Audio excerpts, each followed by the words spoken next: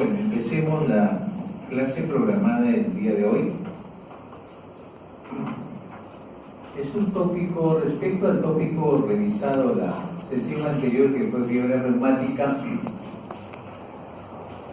lo que corresponde a endocarditis infecciosa sí es, al menos cuando uno hace su práctica en hospitales de adultos, es una patología bastante más frecuente que la fiebre reumática en un hospital de adultos. Por lejos es más frecuente. Como no fuera de línea, no interrumpo.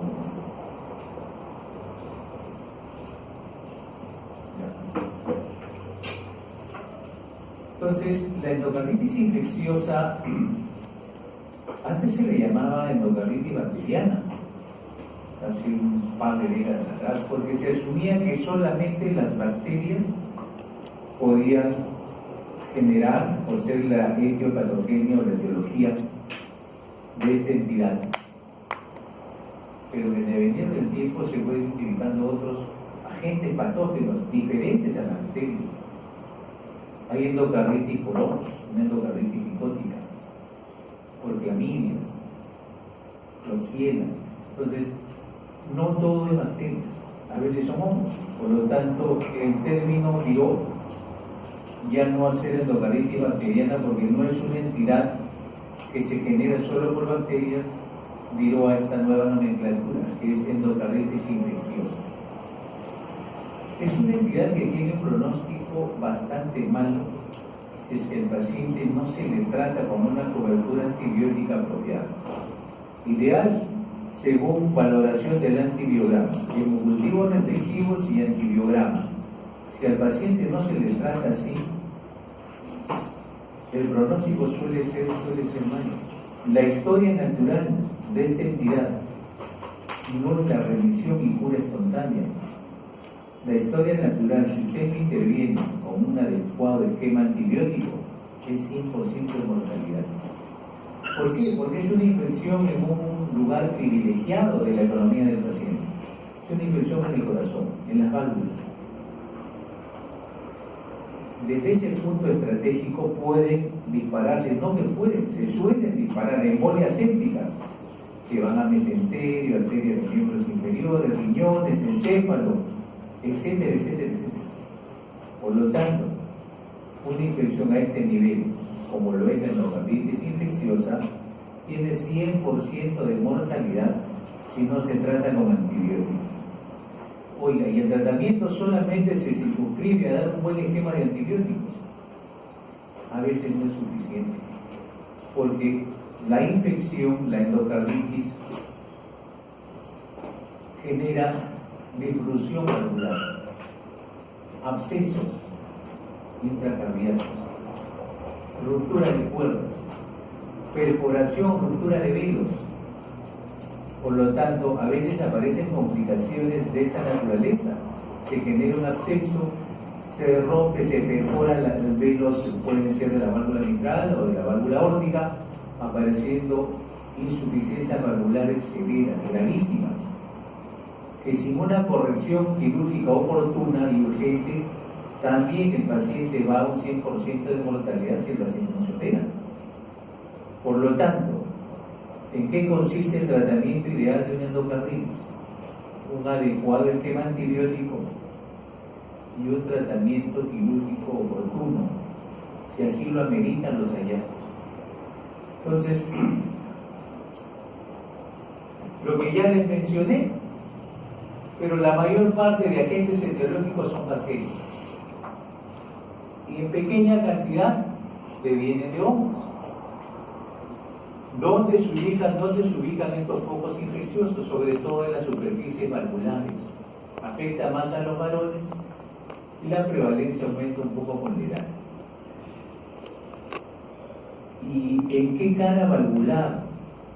¿En qué cara valvular se instalan estos focos infecciosos que se traducen en vegetaciones? Generalmente, cuando la endocarditis afecta a la válvula mitral, las vegetaciones se asientan en la cara auricular de los velos mitrales. En la cara auricular de los velos mitrales. Y cuando la endocarditis afecta las válvulas sigmoideas, o sea, lo que es pulmonar, lo que es válvula aórtica,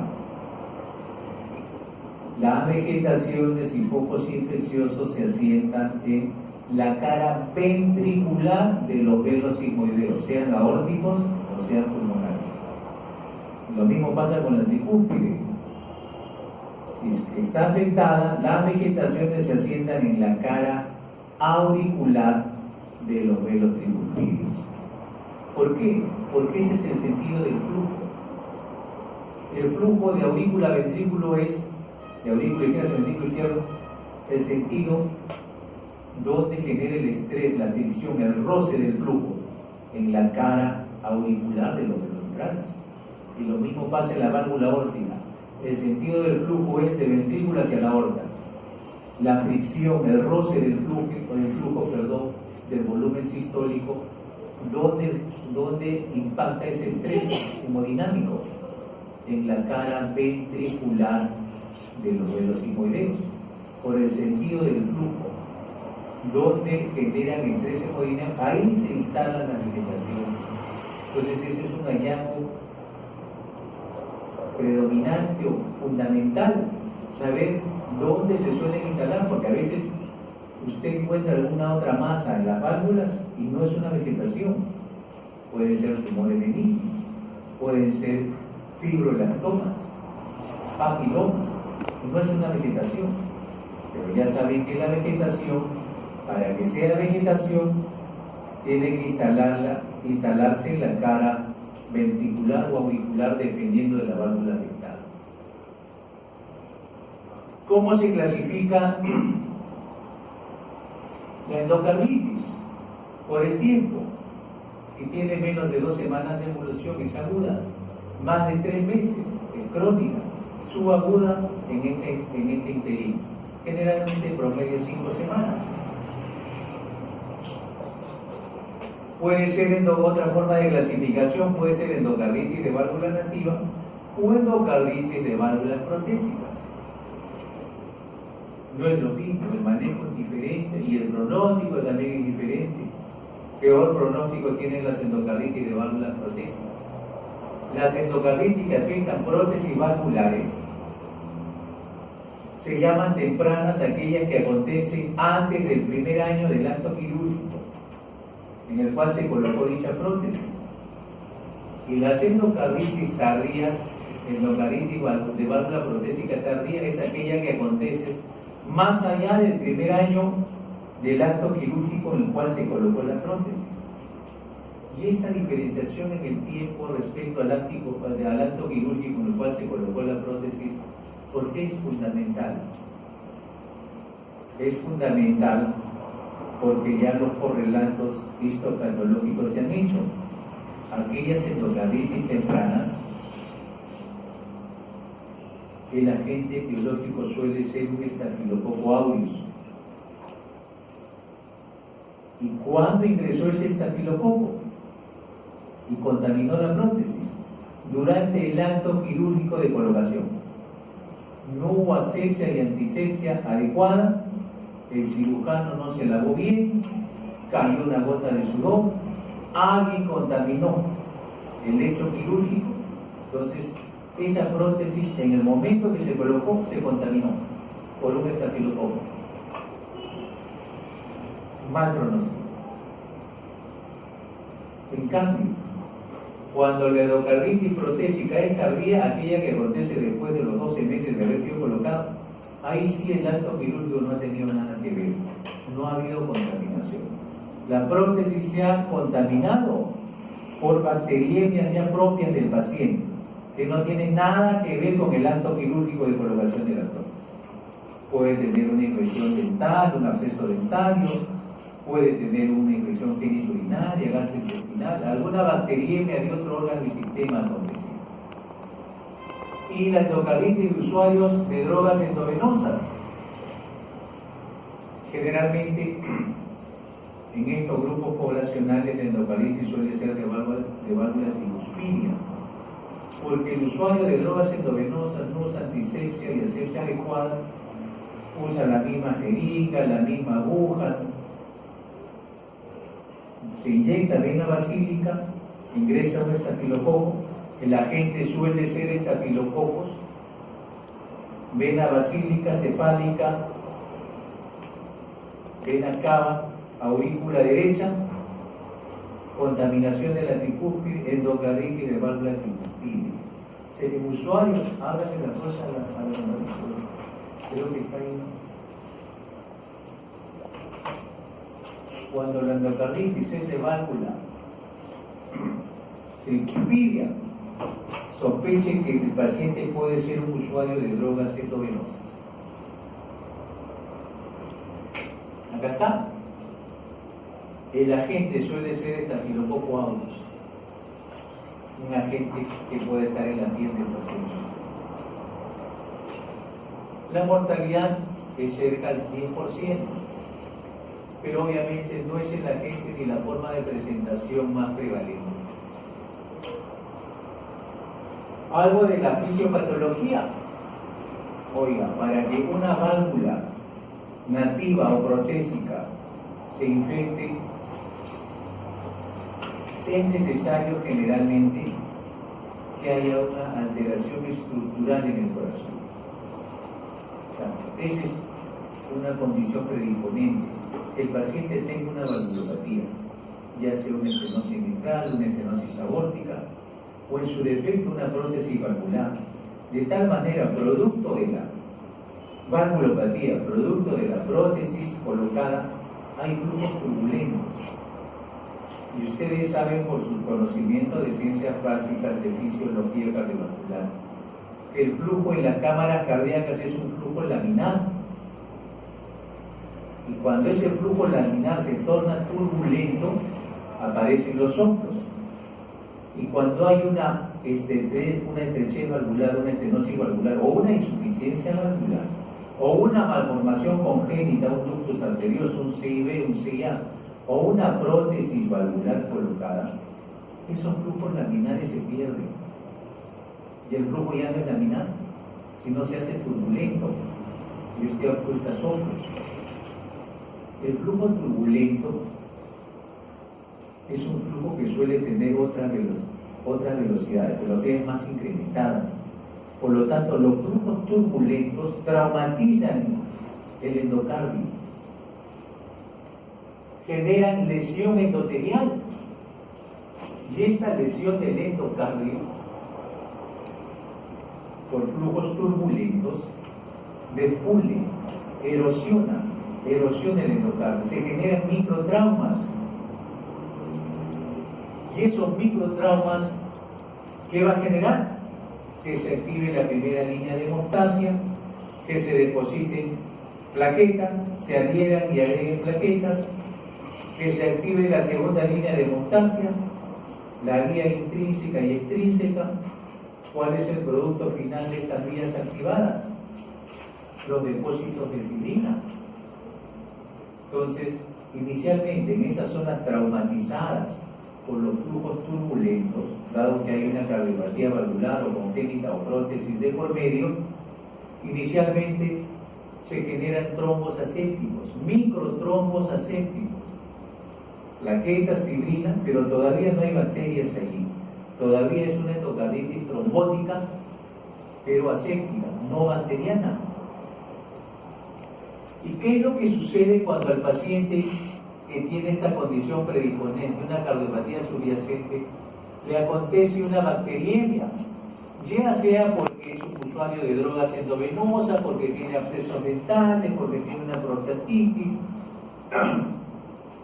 infecciones respiratorias, qué sé yo, o hay alguna manipulación, un procedimiento intervencionista, una endodoncia, un implante dental, ya hay manipulación de tejido infectado, se van a generar bacteriemias, o de repente un cepillado dental bastante enérgico, nada más. Se pueden generar bacteriemias transitorias, estas bacterias se adhieren y colonizan estos microtrombos inicialmente asépticos, y una vez que estos están colonizados, se forma la vegetación séptica. la fibrina es un caldo de cultivo para que estas bacterias se multipliquen y proliferen exponencialmente, formándose una vegetación séptica, en la cual va a haber una rápida multiplicación bacteriana y también una respuesta inflamatoria bastante intensa. Obviamente, la infección y la inflamación que genera destrucción valvular, ruptura de cuerdas, perforación de velos, ruptura de velos, ¿qué más? Y obviamente la bacteriemia va a persistir porque las bacterias en la vegetación se multiplican rápidamente y esta bacteriemia persistente va a estimular la formación de inmunocomplejos. La respuesta autoinmune e inflamatoria genera esplenomegalia, vasculitis, glomerulonefritis, embolias y metástasis sépticas. Obviamente también puede haber embolias pulmonares o sistémicas, aneurismas micóticos a nivel de vasculatura arterial cerebral. Y estas son las responsables de las manifestaciones extracardíacas. El paciente con endocarditis infecciosa puede hacer glomerulonefritis, sí. Hacer un síndrome nefrítico con hipertensión, cilindruria, hematuria, sí puede hacer. ¿Por qué? Porque acontecen fenómenos inmunológicos y también acontecen fenómenos embólicos, embolias sépticas. Oiga, por si le presiona el corazón, ¿por qué el paciente hace hemorragias en astillas, nódulos de Horner y esas cosas? Lesiones de Janeway, manchas de Roth en el fondo de ojo. ¿Por qué? Por fenómenos inmunológicos y por microembolias sépticas. Pues si usted lo observa en la planta del pie, aparecen pequeñas hemorragias, petequias. ¿Y esto qué es? Esas pequeñas petequias o microhemorragias o hemorragias en astilla se generan por embolias sépticas o por fenómenos inmunológicos. Y obviamente la severa destrucción valvular que genera soplos cardíacos de insuficiencia bastante intensos, congestión pulmonar, disnea parasítica nocturna, insuficiencia cardíaca. Esto es lo mismo, lo que ya le mencioné: lesión endotelial, microtraumas, traumas por los tubos turbulentos, inicialmente un trombo aséptico, después una endocarditis trombótica no bacteriana, acontece una bacteriemia que coloniza estos trombos inicialmente asépticos, se genera la vegetación y obviamente la cicatrización espontánea nunca acontece si es que no hay un esquema antibiótico de por medio. Por lo tanto, por lo ya versado, esta entidad tiene un carácter multisistémico. Hay manifestaciones no solo a nivel cardiovascular, a nivel de celular subcutáneo, a nivel renal, puede haber a nivel encefálico, trastorno de sensorio, signos de focalización, porque puede acontecer un absceso cerebral, puede pasar.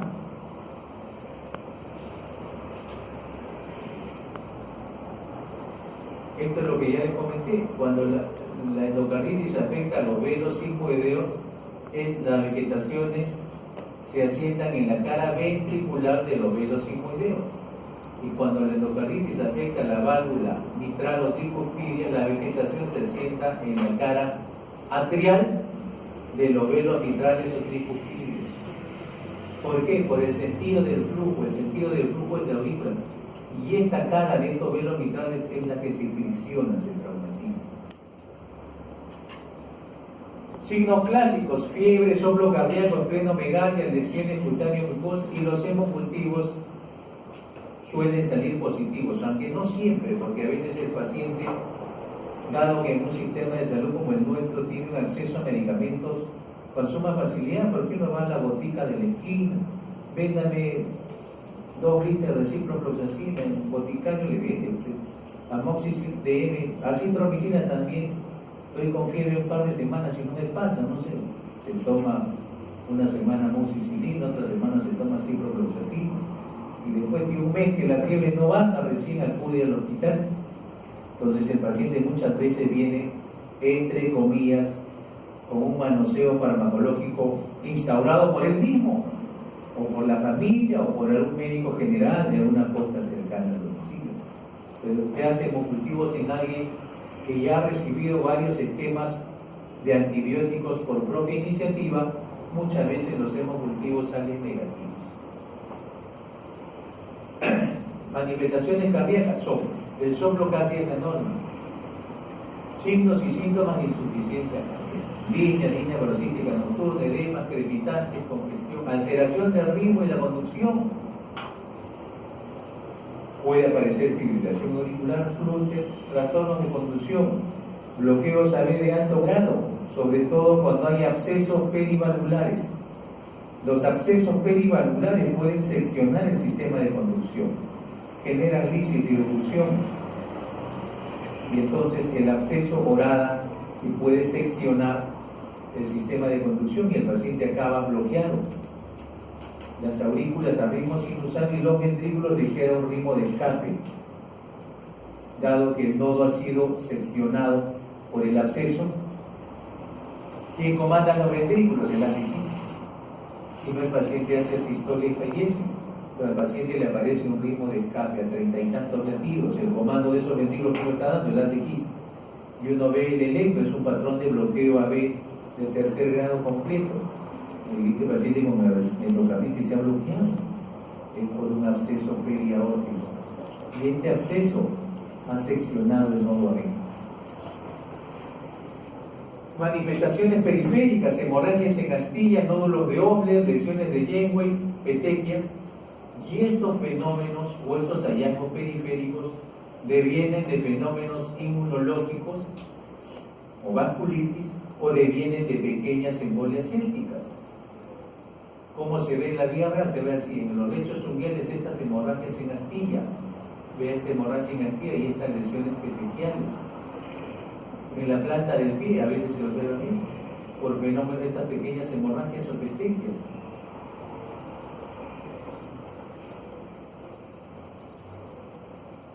Por fenómenos inmunológicos o por embolias sépticas. A nivel de conjuntiva, pequeñas hemorragias petequiales, pequeñas hemorragias conjuntivales en el fondo de ojo, manchas de roto. A nivel neurológico, el paciente puede hacer signos de focalización, sí. Puede hacer un ACV isquémico, sí. Joven, ¿qué hace ACV? Sospecha de endocarditis. Oye, este paciente tiene 20 y tantos años, ¿por qué hace ACV? No es hipertenso, no es diabético, puede debutar con un ACV, sospecha de endocarditis. Puede haber abscesos cerebrales, aneurismas micóticos, meningitis, embolias cerebrales. A nivel renal, síndrome nefrítico, hipertensión hematuria, insuficiencia renal por glomerulonefritis.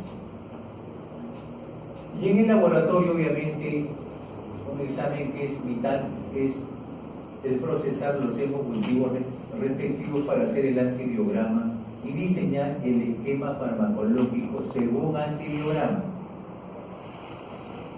El hemograma suele mostrar anemia normocítica, normoclómica, trombocitopenia, reactante de fase aguda elevada, proteína C reactiva incrementada, BCG incrementada, leucocitosis, factor reumatoideo positivo y también presencia de inmunocomplejos circulantes.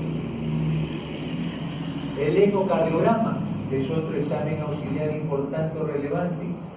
Los de más peso, de los exámenes auxiliares de más peso, son los hemocultivos y la ecocardiografía. Los hemocultivos que aíslen el agente etiológico y la ecocardiografía que me va a identificar la presencia de vegetaciones y la presencia de sustrato estructural. Acá.